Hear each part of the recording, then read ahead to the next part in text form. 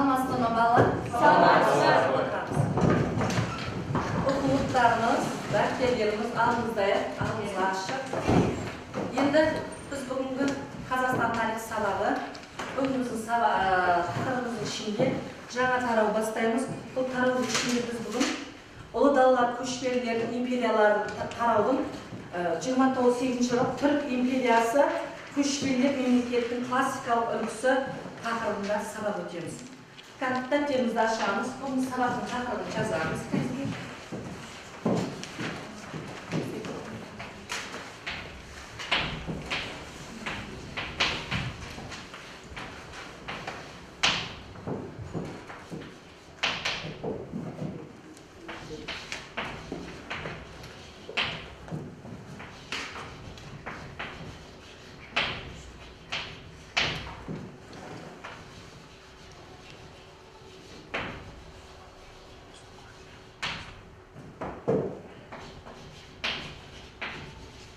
Дәптеріміз бәріміз жазып отырайық.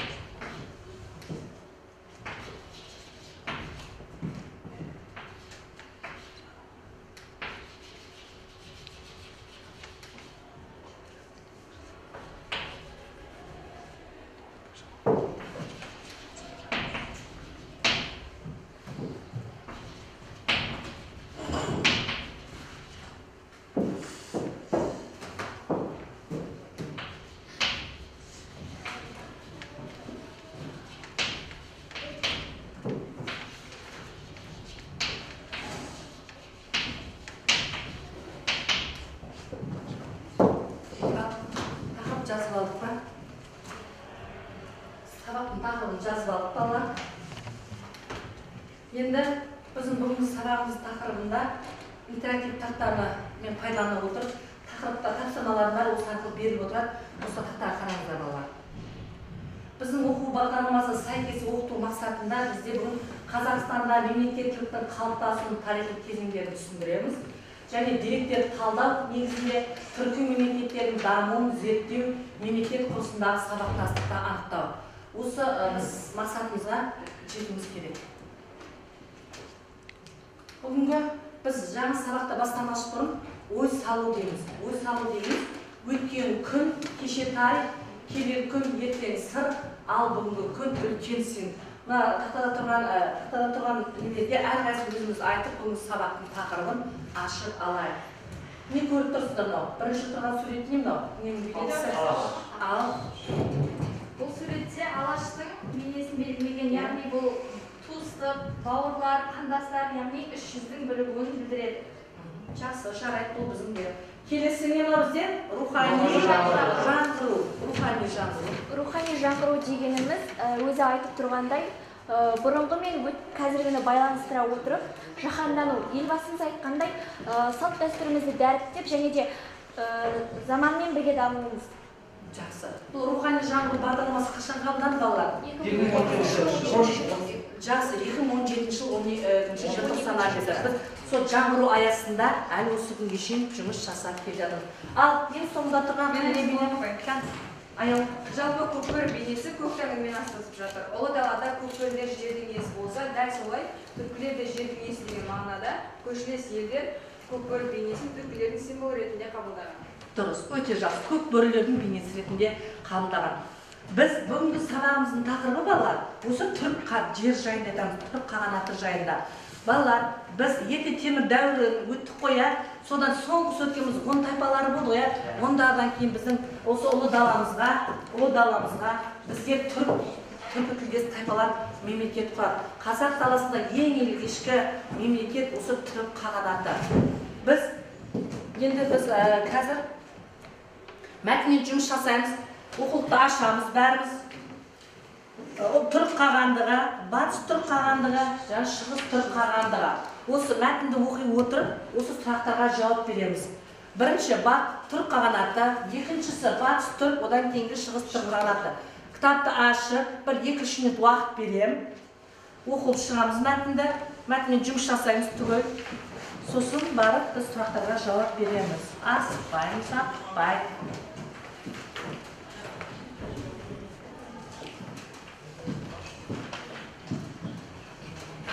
оқып шығамыз. Бұл сабақ сендер үшін ешқандай жаңалық емес. Бұл 10-шы сыныпта бізге сол 6-шы, 5-шы сыныптарда өткен тақырыптарға қайталау. Біз сол тақырыптарға 6-шы, 7-ші сыныпта өтілген бұл тақырып бойынша ал мәтінмен жұмыс жасаймыз. Осы мемлекеттердің қағанаттар деген жаңа мемлекетіміз, аумағы, өмір сүрген уақыты, солардың негізін қалаған жай айтып өтеміз. Дайындаламыз, оқып шығамыз, еске түсіреміз.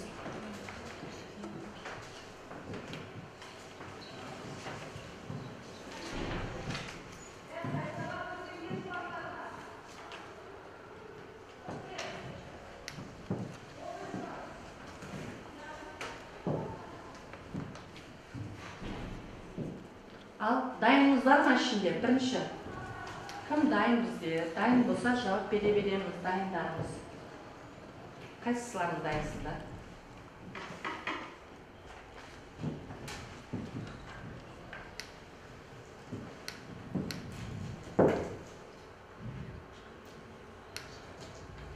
Кім айтады? Альбина? Шығыс түрік қағандығы. Шығыс түрік қағандығы 1682 жылы Қытайдан өз тәуелсіздігін қорғап қалады. Олардың мекен еткен жері орталық Азия мен оңтүстік Сібірден бастап алады. Шығыс түрік қағанатының негізін құрған Құтлық қаған болады. 744 жылы Ашин әулеті өз өмірін сүріп тоқтатады. Дұрыс, өте жақсы. Картадан көрсетеміз. Біз Қытайдан өз тәуелсіздігін аламыз. Қытай мемлекеті біз Қазақстанға қандай шекаралас, шашқан, Қытай. Оңтүстік Сібірден бастап алып, орталық Азияда бастап алады. Аралған қан дейді. Жақсы. Келесі кім? Бұл шығыс түрік қағанатын айттық, Батыс кім айтады? Түрік қағанаты? Батыс түрік қағанаты бұл аумағы бойынша Шу мен Іле өзендерінің оңтүстікте орналасқан, өмір сүру ұзақтығы болса 603 пен 704 жылдары өмір сүрген. Бұл негізін қалаған Шегу деген кісі болған. Орналасқан оған картадан көрсетейікші келе ғой. Қай жерде беріп, қосын жаз? Шу ма? Шу қайда? Бізде? Шу мінеки? Шу, сосын? Іле өзендері. Іле өзен қайда бізде? Сол құяды, өзен. Жарай, отыр. Келесі бізде түрік қағанаты қалды. Түрік қағанаты кім бізде? Кән болады? Түрік қағанаты. Аумағы Алтайдан Каспий теңізіне шейін. Жақсы. Ал өмір сүрген уақыты 503 жылдан 603 жылға шейін. Негізін қалаған. Негізін қалған Буға. Бума, дұрыс айтасың. Бұл шамал қате кетті, кім қатесін айтады? 550. Жұрас, Марғұлан, 550. Көрсетілген жер көрсін ба? 550. Қазір біз бұны айтқан жауабын тексереміз балалар. Өздерің жауабы шығып берді ма, көріңдерші? Каспий теңізіне дейін. Аралықты қамтиды, дұрыс жақсы. Дұрыс жауап беріпсіңдер ма? Көріңдер өздерің. Батыс түрік қағанаты негізін қалаған жылдар көрдік қой, 552-603 аралығы қанша мемлекет өмір сүрді? Есепте жіберейікші тез арада. 552-603 аралығында қанша жылдар, қанша жыл өмір сүрді түрік қағанаты? 21 жыл. Батыс түрік қағанаты? 101 жыл. 100 жыл дегеніміз не ол? Шығыс түрік қағандығы? Қанша жегі? 60? Біздің бүгін сабаққа қатысып отқан Альбина, жақсы. Бізде кім сосын? Мағжан, шамал бір сұрақтан қателеу кетті. Айтсен дұрыс жауап берді. Одан кейін бізде досым жан өте жақсы картамен барлықтарында жұмыс болды. Енді біздің келесі сабағымыз балалар. Енді картамен жұмыс істедік. Жаңа біз мына картадан көрсетіп қойдық, Осы карта ұлы түрік қағанаты айтып кеттік. Осы аймақтарды көрсетіп отырмыз. Мінекей, біздің ата-бабаларымыз даже мына үлкен Каспий теңізінен де бізде қара шейін барған екен. Қара теңіз. Түрік қағанатының қара теңізге шейін алыптан қамтыған бізде. Көрдік қой, Қытай биден алып, мына біздің о бастап орналасқан. Ал дәл қазір уақытта берғандар салыстырмалы түрде. Мынау біз барамыз да қазір мына неге шейін, қара теңізге шейін барамыз шекара? Жоқ, қай теңізден қайтты бізде? Каспий айырмашылық бар ма екен? Бар екен. Дұрыс айтасыңдар. біз орналасу аймақтары шабуыл жасауы, мына түріктердің жорықтары, бұлардың жорықтары өте көп болған екен, қарындаш балалар көрдік па? Одан кейін 500 шайқастары көрсетілген, түріктердің шыққан отаны дейді бізде. Көрдік иә, мына шыққан отаны қай жер екен, мына Сарыш? Мінекей. Қай жер? Ірі тайпалар дейді. Византия империясы. Көрдік па? Біз ол Европаға қарап кетеді. Мемлекеттің шекаралары. Мына қазіргі Қазақ және Моңғолияның шекарасы. Бізде мына Моңғолия мемлекеті бар. Біз шығыс түрік қағанаты Моңғолияда орналасқан. Ал балалар, бізде тағы да мәтінмен жұмыс болады. Мынаны ашып отырып, жауап береміз, мәтінді ашамыз. Сөйтіп мемлекеттің ішкі тұрақтылығын сақтады, көрші елдермен сауда-саттық қарым-қатынасы мәтінді ашып, енді осы сұраққа жауап береміз. Мен қазір сендерге карточка таратамын. Бұған өзімізді өзіміз бағалаймыз балалар. Кім қанша сұраққа жауап беріп отырды, 2 балдық жүйемен қойып отырыңдар. Өздерің. Сосын учиналық мен бағалаймын. Мынаған жауап береміз. Аты жөндерің жауап. Дайындалып отырады кішкене. Өздерің бағалайсыңдар, аты жөндерің жазып, қанша сұраққа жауап бердіңдер. Бағалау карточкалар өзіңіз сұрақтан. Қай мәтінмен жұмыста болдың ба? Жылдармен жұмыста кім бастайды? Сұлу болса, өзінің мемлекетіне жетісу Бірінші мәтін ұтағанын ұқсайсың. Қайсына сұрақ? ішкі тұрақтылығын сақтады. Сұлу болса жетісуге қайта оралып, өзін қаған деп жариялайды. Иә. Түргеш мемлекетін қалпына келтіреді. Олар екі күресте күресуге тура келеді. Шығыс бөлігіндегі күресті ол дипломатиялық жолмен шешеді. Осылайша мемлекеттің ішкі тұрақтылығын сақтады. Тұрақтылық сақтала ма? Бұл үшін қай хан несі көп еңбек сіңірді? Мемлекеттің ішкі тұрақтылығын сақтап қалу үшін қай бізде қаған сұлу? Қай қаған? Қайсы қаған екен? Кім толықтырады? Мемлекеттің ішкі тұрақтылығын сақтап қалу үшін қай қаған көптеп? Барлық қағандар не істеді? Өзін бұмында, шығыс тұрқан шегуде, қоғанды бәрі соны сақтап қалысы келеді. Енді бізде екінші көрші елдермен сауда-саттық. Өздерің бағалап отырыңдар, жауап берген сұрақтарға 2 балдық жүйемен қойып отырыңдар. Қай сұраққа жауап беріп отырсыңдар, соны жазып отыр. Бірінші аты жөнімізді жазамыз, сосын бап қай сұраққа жауап жүрдің. Мәтінмен жұмыс, болмаса жылдармен жұмыс деген сияқты болады.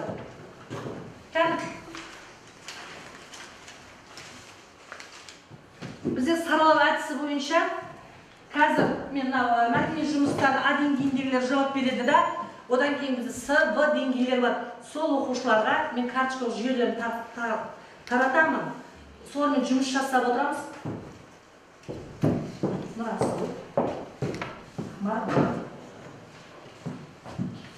Ерсұлтан, Арефеканов, Жансая. Кім жауап берді екінші бұрағы? Мен жауап Көрші елдермен сауда-саттық Көрші елдермен сауда-саттық қарым-қатынасы жасатты.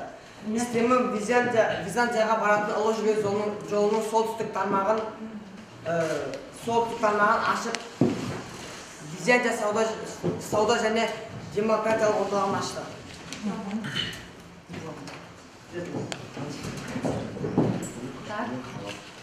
Қай елден ұлы жібек жолымен дұрыс. Келесі қайсы? Мен апам. Қайсы? Жоқ, біз мәтінді бітірейік алдымен. Өз жауларда түлеп бере отырып, соғыстарда жеңіп отырды. 6 ғасырға қарай түркілер таулы далалы кең аумақ жетісуды иеленді және аралға дейінгі таулы далалы кең аумақты мекендеді. Жергілікті көшпелі және жартылай көшпелі тайпалар империяға кірді. Аварлардың соңына түсе отырып түркілер Орал маңы мен Еділ бойын бағындырды. Өз жауларына төтеп берді, өзіміздің жаңағы шекараны сақтап қалды. Біздің қазақтың ұлан ғайыр даласын сол кездегі біздің ата-бабалар білектің күшімен, найзаның күшімен біз үшін, ұрпақ үшін сақтап қалған екен. Міне осы кезеңнен басталған екен. Жақсы. Келесі мемлекеттің тәуелсіздігін сақтап қалды ма деген? Мен жауап берейін. Қан Агнет тұрабы. 10 ғасырға кеңеске ұшырады. Тан империясы батыс түркі тайпаларын басқаруға әрекеттенді. Алайда батыс түркілері шығыс түркілері сияқты Қытайдан тәуелсіз болу үшін тұрақты күрес жүргізді. Тұрақты күрес жүргізді, Biz өзіміздің тәуелсіздігін сақтап қалу үшін тәуелсіздігімізді сақтап қалдық. Балалар, биыл біздің тәуелсіздігіміздің қанша жылдығы? 30 жылда. Қай жылы алдық тәуелсіздікті біз? 91 жыл. Биыл біз тәуелсіздіктің қанша жылдығын тойладық? 30 жылдық. Тәуелсіздік деген сөзді қалай түсінесіңдер? Тұрып жауап берейік. Еркіндік, отар болмау, тәуелсіздердің ұлан-ғайыр даласында еркіндікті сезіне білу. Дұрыс, жақсы. Бейбітшілік, еркіндік, тәуелсіздік деген мағыналы сөз жақсы түсінеміз, иә. Балалар, жақсы. Бізде бүгінгі мәтінмен жұмыстар болды. Жақсы. Енді сол біз мәтінмен жұмыс жасай отырып, екінші біз жылдарымен жұмыс жасаймыз. Аяулым өте жақсы. Біздер кім? Ағниет жақсы жауап берді, жақсы. Барлық жерлерін қойып отырмдар балалар. Бексұлтан жақсы жауап берді. Кім тағы бізде? Данагүл. Келесі енді жылдармен жұмыс, термин сөздермен жұмыс жасаймыз. Жаңағы бір саралау әдіс тәсіл дедім ғой, осы әдіске қарап, сол сұраққа толығыменен жауап береміз. Кім айтады? Бірінші жылдармен ба, термин сөздермен кімде қалай? Кім жауап береді? Жылдармен Кәмпір бастайды. Нұрасыл? 552 жылы, 600 жылы бірінші түрік қағанаты құрылды. Оны түрктердің билеушісі Ашина руының және ұлы Жабыл иеленген буынының басшылығымен жүрді. Оның орналасу жері Алтайдан бастап Каспий жағалауына дейін аралықта орналасқан. Дұрыс. Осы аралығында.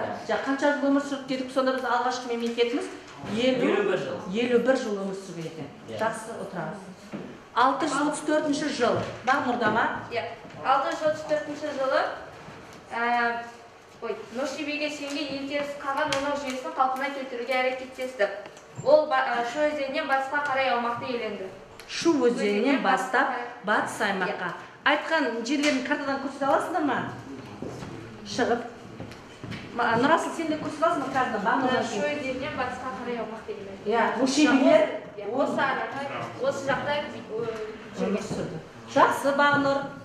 Жақын Алтайдан бастап Каспий аралықта орналасқан өмір сүрді. Жақсы. Келесі бізде қайсы? 600, Анеля. 630 жылдан 704 жылға дейінгі кезеңде батыс түрік қағанаты ұзаққа созылған дағдарыс уақыты болды. Келесі, сенде картамен көрсет деген жер жоқ екен, айта алмайсың ба? Жарайды. Одан кейін бізде қайсысы? 6 ғасырдың екінші жартысында қандай? 6 ғасырдың екінші жартысында Ислима қаған Иран шахмен одақтасып эфалеттерді жеңді. Және де Әмудариядан солтүстікке қарайлы барлық жерлерді түріктер иеленіп алды. Түріктер иеленіп алды. Әмудариядан, Сырдария, өзендер бізде қаяқтан бастау алады, біздер Өзбекстаннан бастау. Түгелмен. Жақсы, өте жақсы. Жақсы. Біз жылдармен жұмыс жасап болдық па? Так, енді термин сөздермен шығайық.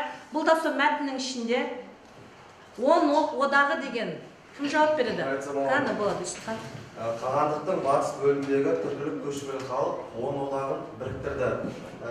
Барлық 10 яғни тайпаларын сол шығыс және оңтүстік батыс жағын бөлінді. Так, бұған кімдер бөлініп кетті? 10 одағы жаңағы түрік қағанаты екіге бөлініп кетті. Батыс жағында кімдер қалды? Батыс түрік қағанаты, Монғолияда шығыс түрік қағанаты. Келесі, бектер дегеніміз кімде бізде? Болады ма? Қағандықтарда бектер ру аспекттері болды. Аспекттің шығу тегі мүліктің жағдайына қарағанда ана ру маңыздырақ болды. Әрбір тайпада аға ру болды, ал Ашина руы бәрінен де жоғары тұрды. Дұрыс. Ашина дегеніміз не еді балалар? Ру. Түрік қағанатынан неден тараған дедік біз жаңа? Көкбөріден тараған. Көкбөрі деген сөз маған жаңа. Жақсы. 5 оғы. Болады. Батыс түркілердің 5 оғы Туы тайпаларының шығыс Түркістан мен Жетісу жерлерін алып жатты. Жетісу жерлерін алып жатты. Жетісуын көрсете аласың ба? Жетісу Қазақстанның қай аймағында орналасқан? Оңтүстік аймағында орналасқан. Орналасқан. Жаңа неміз қайда?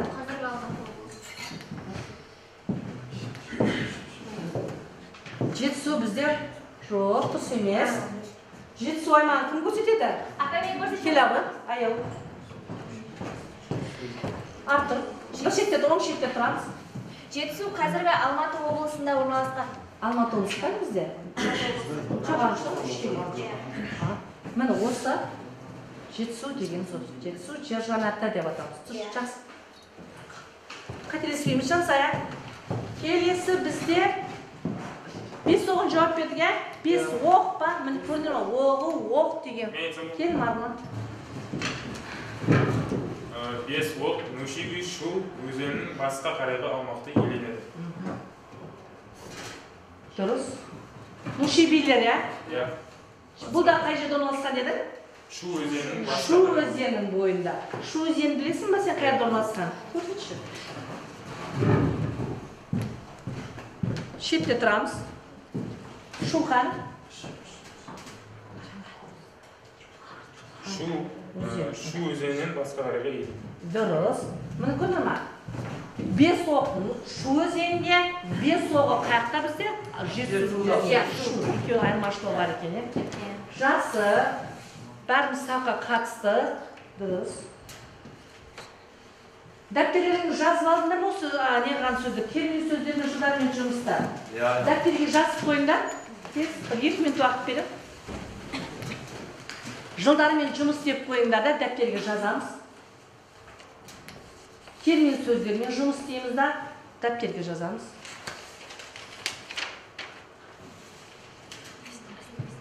Өзімізді бағалап отырайық 2 балдық жүйемен. Әрқайсысын 2-2 балдан қойса, бізде ең жоғары бал 10 бал, соң бір-біріне қосқанда 10 бал шығу керек.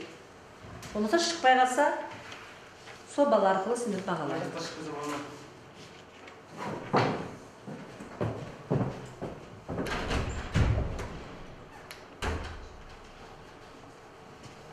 Келесі, дәптермен жазып отырық па?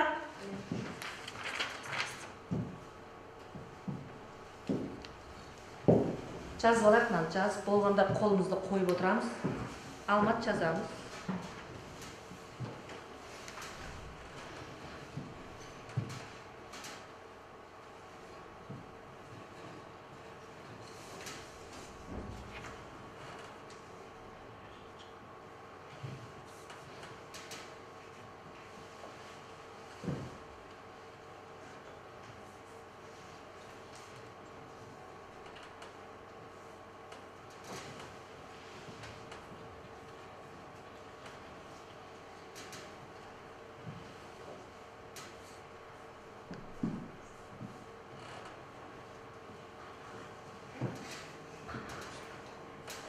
Жазып атырық ба? Олар, Данагүл болдың ба? Болғандарымыз қолымызды қоямыз.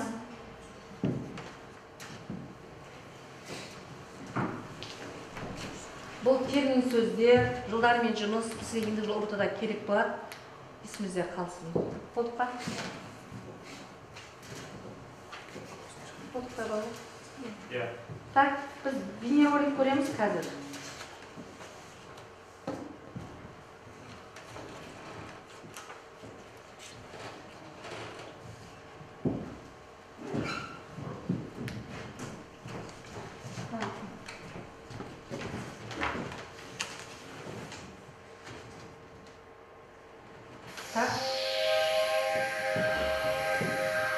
Жақсылап көреміз, бір 2 минуттық.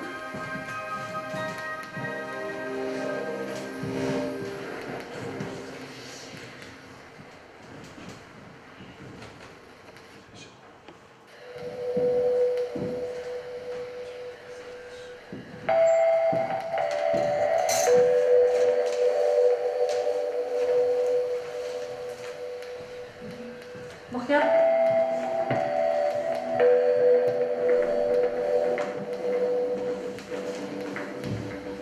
Мұхтар көргенде қазір саққа жауап берсін.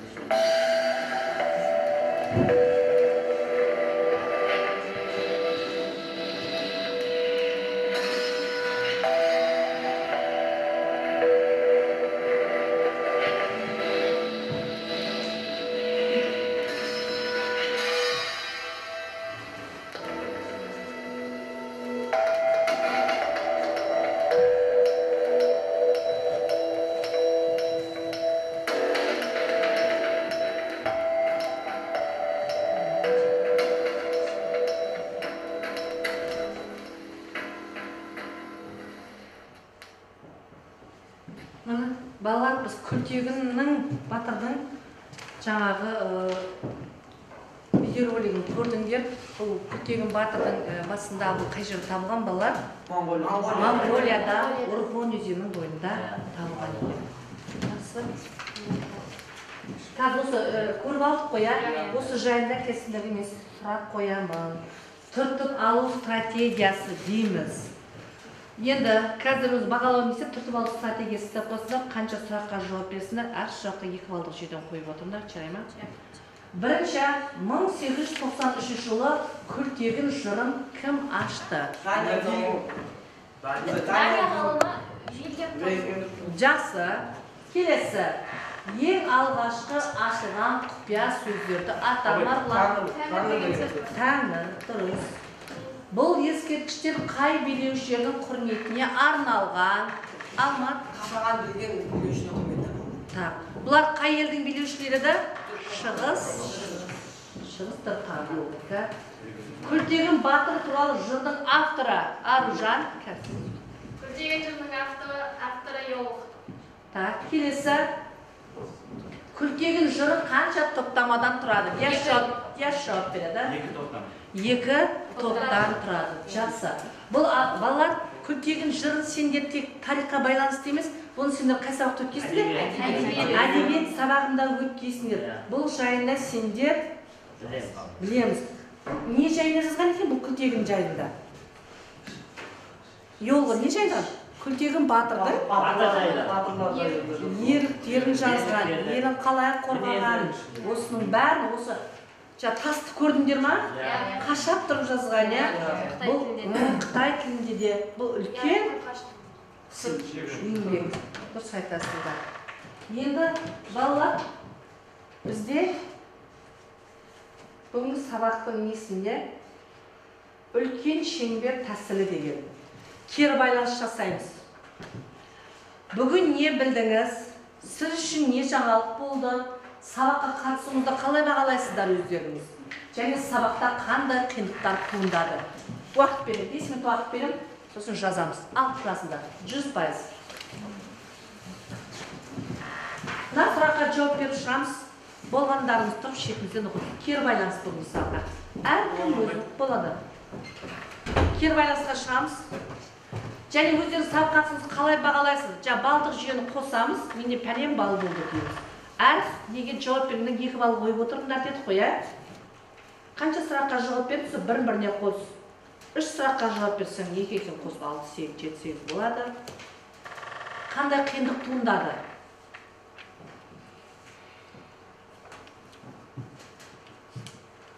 Бес минут уақыт берем.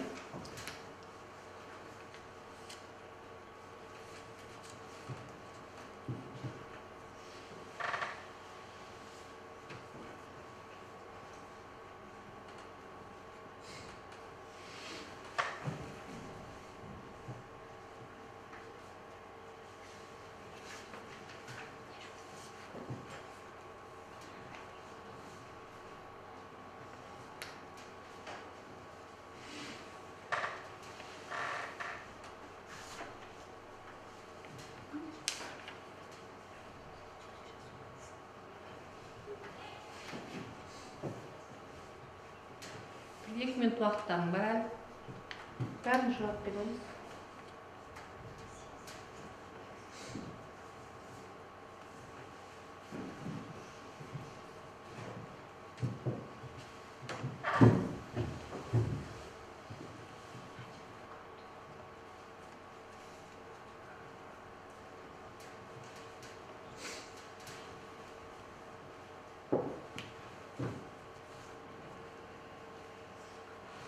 Болдық па?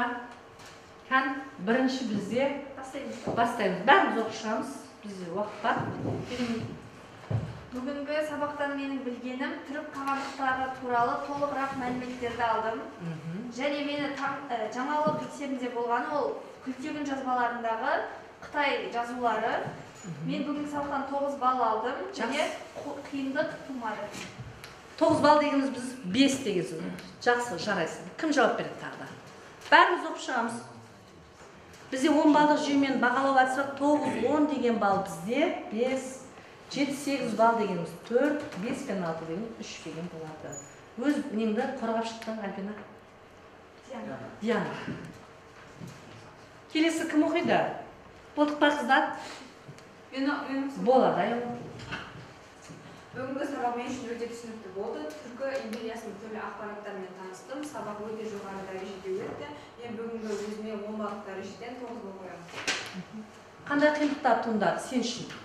Мен үшін қиындықтар туындаған жоқ. Картамен таныстым, түркілердің тамырымен таныстым. Жақсы. Қорғап шықтың, болды. Келесі. Бүгін не білдіңіз дейді. Бүгін мен түркі қағанаты туралы толық мәліметке қанық болдым. Олар қай жылы құрылды, қай жылы ыдырады, батыс түркі қағанаты, шығыс түркі қағанаты. Екіншісі, сіз үшін не жаңалық болды? Түркі қағанатынан бастау алған Бумын хан мен үшін ең қызықты жаңалық болды. Сабаққа қатысуыңызды қалай бағалайсыз? Мен өзімді 10 баллдық жүйеден 9 баллдық жүйемен бағалаймын. Сабақта қандай қиындықтар туды? Бұл сабақта маған ешқандай қиындықтар тумады, бәрімен толық қанық болдым. Сабақ өте қызықты өтті. Жақсы, тағы жүрсақ айтамыз. Өздерің бағалайсыңдар өткен. Бүгін не білдіңіз? Өткен батырлардың тарихымен тарихымызды өттік. Сабаққа қатысуыңыз қалай? Сабаққа қатысуым жақсы. 10 балл жүйемен 8 балмен бағалаймын. Сабақта ешқандай қиындық туындаған жоқ. Рахмет сізге. Жақсы. 8 балдан 4 бұл өз бағасына ақтап шықты. Дұрыс. Келесі. Бүгінгі сабақта мен түркі қағандығы жайлы толық мәліметтер білдім. Мен үшін түркі қағандығының 3 қағандыққа бөлінгені жаңалық болды. Мен өзімді 9 балдық жүйемен бағалаймын. Сабақта қиындық туындаған жоқ. Түсініксіз сұрақтар болған жоқ па? Жақсы, Алмат. Жақсы өз балын қорғап шықты. Дұрыс. Келесі. Әрқайсымыз өзін айтып шығамыз. Бүгін мен не білдім? Бүгін мен түрік қағандығы жайлы білдім. Сіз үшін жаңалық болды. Маған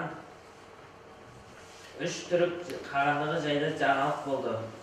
Сабаққа жақсы қатысып отырмын деп ойлаймын. Өзімді 10 баллдық жүйеден 8 балл бағалаймын. Сабақта қандай қиындықтар туындады? Маған ешқандай қиындық туындаған жоқ, бәрі түсінікті болды. Жақсы. Дұрыс. Бүгін сабақтан түрік қағанаты туралы көптеген ақпарат білдім. Екіншісі, көптеген жазбаларда Қытай жазуын білдім. 10 балдық жүйеден өзімді 8 балға бағалаймын. Бүгінгі сабақтан ешқандай қиындық болған жоқ. Бүгінгі сабақ өте керемет дәрежеде өтті. Әркім өзінің қаншаға лайықты екенін өздеріңіз сезіп отырсыңдар ғой, ә? Өзімізді өзіміз бағалайық. Дұрыс. Тағы кім айтады? Бексұлтан? Бүгінгі сабақта түркі қағандығы жайында білдім. Бүгінгі сабақта маған жаңалық болған түрік қағандығының өз жауларына төтеп беріп, басқа жерлерді жаулап алуы жаңалық болды. Сабаққа қатысуымды өзімді орташа бағалаймын. 10 балдық жүйеден 9 балдықты өзіме лайық деп санаймын. Сабақ өте керемет, өз дәрежесінде өтті. Бәрі сабақ түсінікті. Жақсы. Өзіміз бағалап жатырмыз. Тағы кім шығады? Данагүл айтты ма? Марғыл, бәріміз айтамыз, уақыт бар. Бүгінгі сабақ? Мен қазір күнделіктерден қойып беремін, сол балдық жүйені. Бүгінгі сабақ маған өте жақсы әсер қалдырды. Бүгін мен әр қағанаттың орналасқан жерлерін және сіз үшін не жаңалық болды. Батыс түрік қағанатының басқару ерекшеліктері маған жаңалық болды. Мен өзімді 10 балдық жүйеден 9 балға бағалаймын. Сабақтарға қатысып отырсың, сұрақтың бәріне жауап беріп отырсың ғой, ә? Дұрыс бағалап отыр ма балалар? Сабақ қатысып отырғандарына. Жақсы. Марғұлан сен ше? Марғұлан да біз сабаққа жақсы қатысып отыр. Марғұлан. Мен үшін қиын болған жоқ. Ешқандай қиындық туғызған жоқ па? Мен бүгін түрік қағандығын білдім. Сіз үшін не жаңалық болды дейді. Маған Күлтеген жырының авторы жаңалық болды. Дұрыс. Иә, білмегеніміз. Мен сабақта қатысуымыз қалай болды? 10 балдық жүйеден 7 балдық жарты балл қойдым өзіме. Сабақта қандай қиындықтар болды дедім. Мен қиындықтар ештеңе болған жоқ. Жақсы, өздерің жақсы бағалап мен сендер қалай бағалайды екен балалар? Деп отырып өздерің 10 балдық қойып алар ма екен? Деп өздерің біліп отыр екенсіңдер. Тағы кім? Бағнұр айтты. Айнелі, Альбина. Тұрамыз, бәріміз.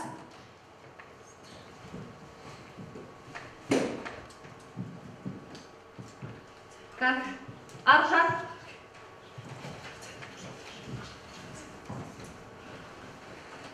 Мен осы сабақта түрік қағандығы туралы толығырақ білдім.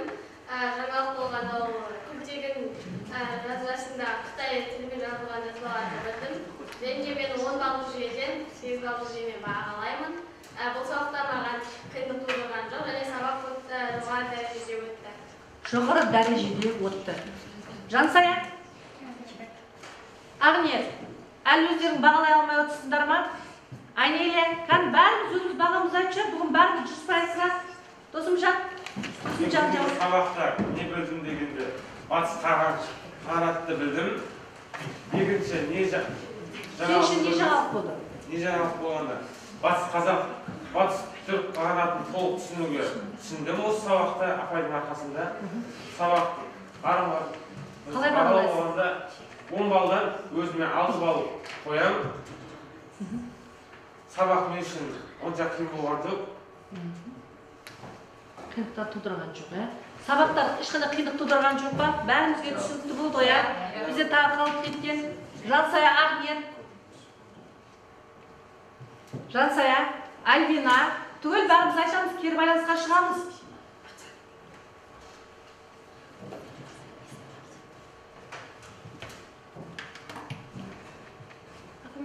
Тұр. Альбина. Бүгінгі сабақта түрік қағандығының қалай құрылғанын білдім. Мен үшін батыс түрік қағандығының бір ғасыр өмір сүргені жаңалық болды. Бүгінгі сабаққа 10 балдық жүйемен өзіме 7 балл қоямын. Жақсы. Сабақта қиындық туған жоқ, бәрі түсінікті, өте тиянақты айтылды.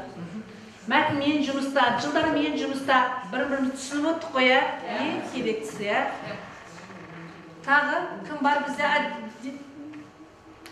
Амангелді. Бүгін мен сабақтан түркі қағандығы жайлы білдім. Сіз үшін не жаңалық болды? Күлтеген жазбаларындағы Қытай тілімен жазылған жазбалар туралы маған жаңалық болды. Сабақта қатысуыңыздың қалай болды? Сабақ өте жақсы өтті. Мен өзімді 10 балдық жүйеден 6 балл қоямын. Бүгін ешқандай қиындық болмайды. Жақсы. Бәріміз айтып шықтық, Жансая айтасың ба? Кән қалып кетпейік. Айтар сөзіміз сабағымызды. Бүгін не білдіңіз? Түрік қағанатын толық түсіндім.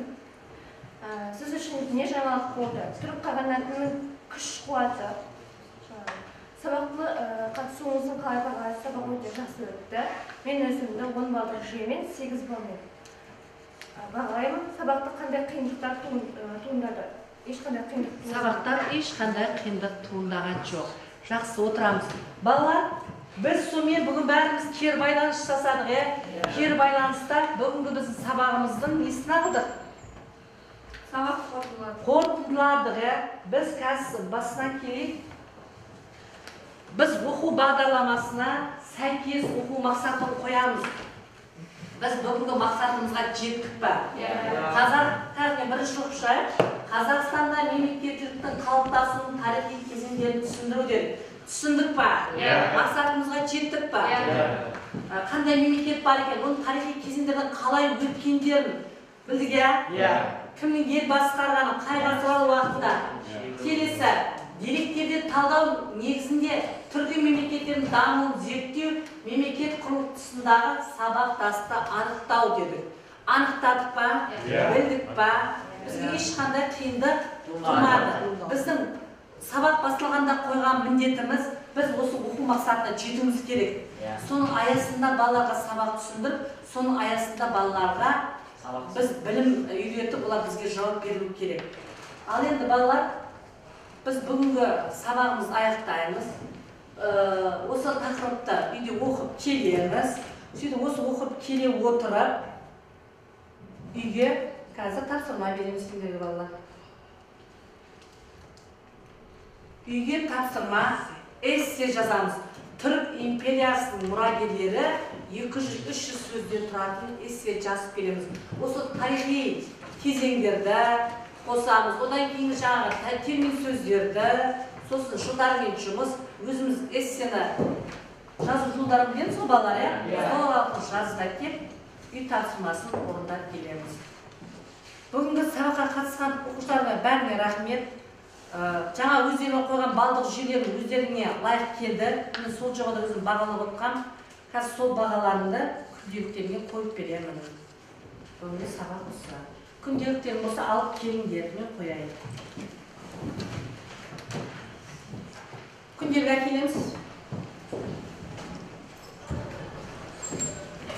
Сіміз сабақты аяқтаймыз.